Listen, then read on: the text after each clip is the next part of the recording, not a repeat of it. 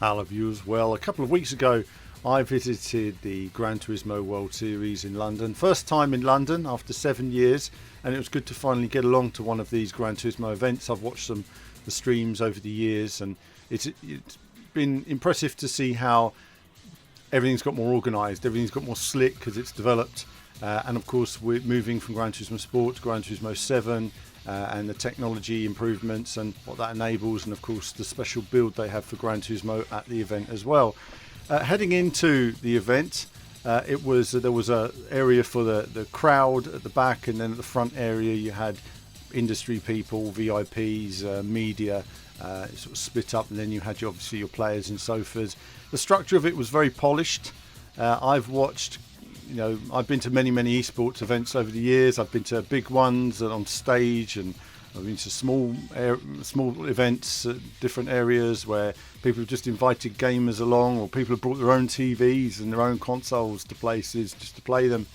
This was a large-scale event, a lot of investment put into it, and whenever you see a large-scale esports event like this up close, there's always that feeling that esports is growing and it's getting bigger, but it's the same as it's always been. There's always been these big events over the last 20 years, and when you're there and you see the potential of it, it really is something special.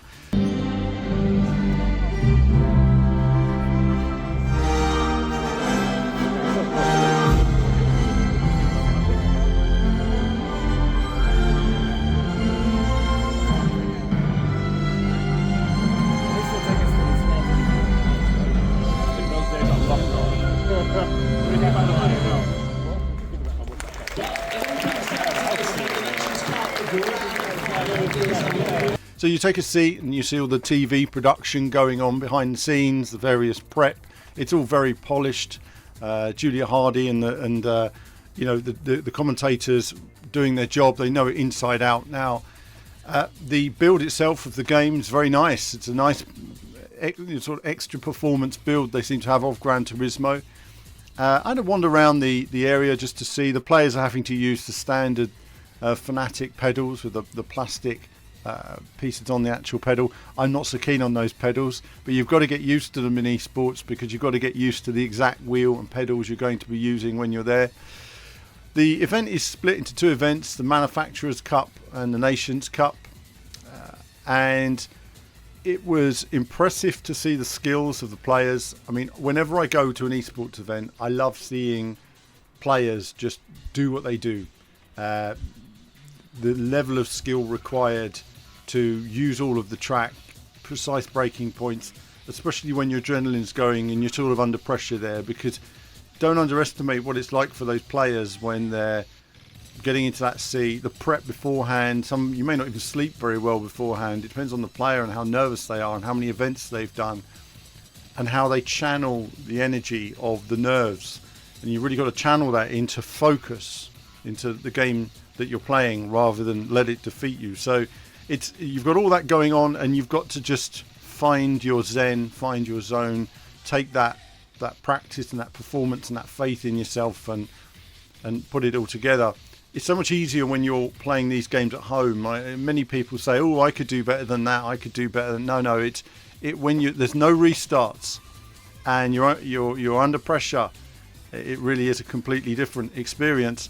So kicking off for the Manufacturers Cup, I think the first thing that impressed me was how close everybody was. These vehicles, despite the BOP, there's always favourites. There's always vehicles that are much quicker. But the real key aspect, dividing line, was tyre usage, tyre strategy, and how those tyres were used. There was one strategy, start on the soft, and it worked for those. You need a nice clear track.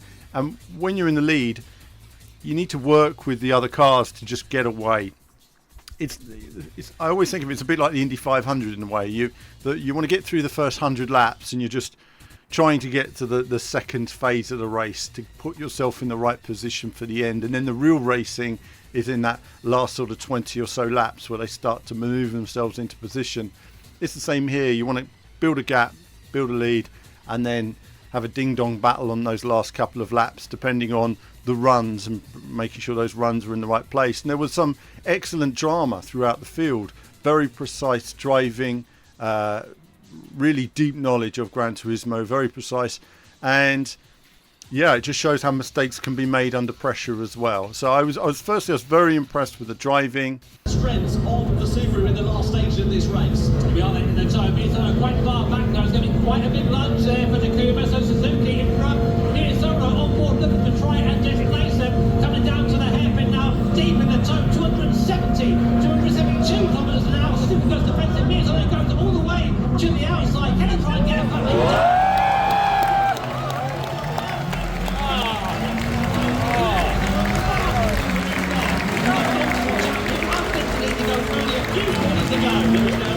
Experience in the Gran Turismo World Series, and so it proves to be for Takuma Miyazono. Sasaki and Kawakami are under investigation in the closing stages of this race, but that was absolutely brilliant from Takuma Miyazono. Just a handful of corners now remaining. Can Suzuki invent something? I think he's a bit too far away unless you get the amount of lunge to the inside, but it is then going to be maximum points in Gran Turismo World Series. The Team Subaru.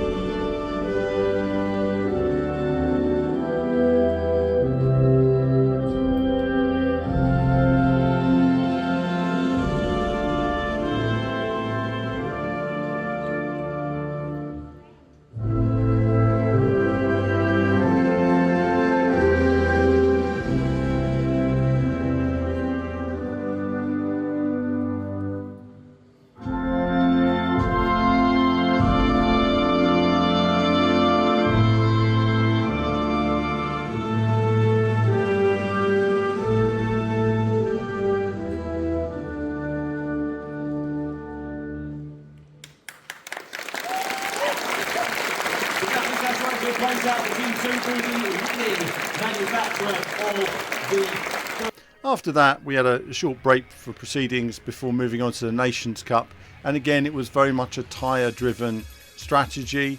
A few mistakes by a couple of cars which sort of moved things around, but the Spanish duo were supreme on the day. Just perfect laps. And when you understand, as I say, when you play these racing games, there are various games. I will just have a mention to the WRC champion. His name just escapes me, but seeing him do WRC in the flesh, the way he was leaping the car around, knowing how difficult that was, ridiculous. And so when you see these guys on the limit, on their worn tyres, when you're sitting there, you're sitting behind the guys and you're watching their screens. I was looking at their screens and I was seeing the tyres wearing down, which you couldn't see on the TV coverage, and I was thinking, wow, those tyres, I can see he's going to have long braking in a moment because the tyres are getting worn and worn, and you're looking at the input from the players, something you don't see as much of because you're just watching the car on TV, but it's always nice to see the input and the lines they're taking and the view they've got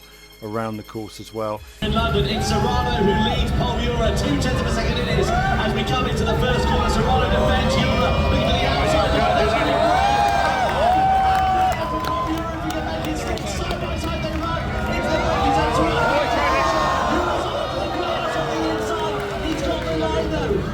but it switches to the outside line for the next left-hander, and somehow Serrano retains the lead. Ura's going to throw that down here. This is the last chance to move. Serrano doesn't quite make the move stick. Serrano goes deep into the right zone. What are you now going to cut back into his right-hander? Ura takes a wider line. Serrano sits on the apex there. Stops Ura out of the power, but a slight pace bit low. Ura looks to the outside. Again, there's a long slide, but just can't.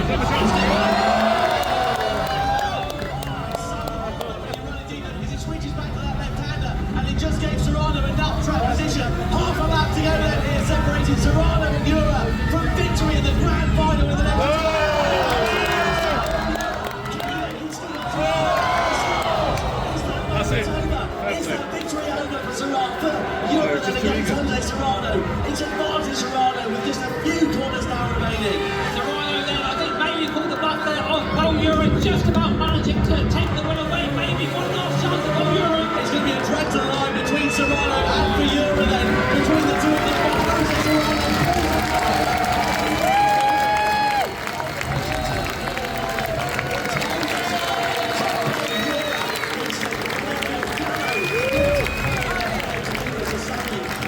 So it was nice to be there. It was nice energy. We had a crowd of Gran Turismo fans. A couple of them said hello as well. Hello to you guys. Thanks for saying hello to me.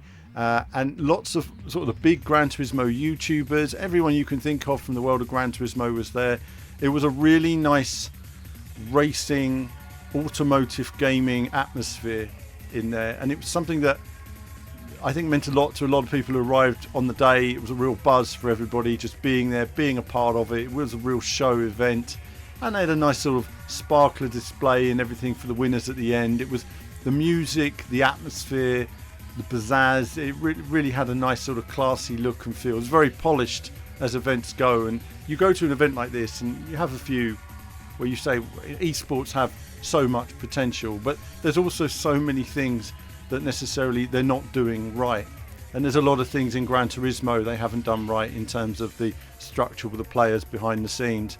I'm not going to go too much into that in this video. I think that the issues that esports face, that Gran Turismo faces, that other esports face, are the same across the board, to do with player promotion and building something. Nobody really knows where they're going because they're doing everything that's been done 10 years ago. There really is nothing new in it. It's the same as we've had for many, many years. And one day the plug will be pulled and that will be the end of that. And we'll say, well, that was a good time, wasn't it? But either way, it was a good time.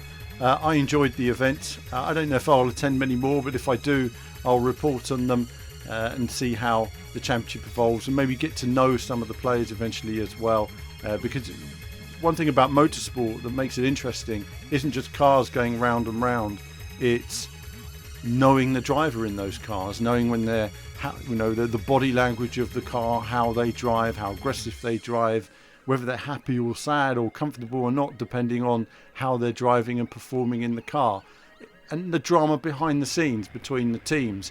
There's all of that in motorsport that takes you on an emotional journey, that connects you to the drivers and the cars, that makes you want to see that driver win. And there's all of that I feel that I'd like to understand more about if I get more involved in the future. But I hope those of you that were there enjoyed it. Do let me know in the comments if you were there or not, what your impressions was, what you liked about it or didn't like. As a viewer sitting in the audience, what would you like to see more of? It seemed like they did pretty well with the big screens and the timer screens that were off camera, so the audience could keep up and see what tyres the cars were on. It from a viewing perspective, it looked to me like it was well handled. But do let me know your feedback. And that's it from me for now on this brief look at the Gran Turismo World Series, and there'll be more from me very soon.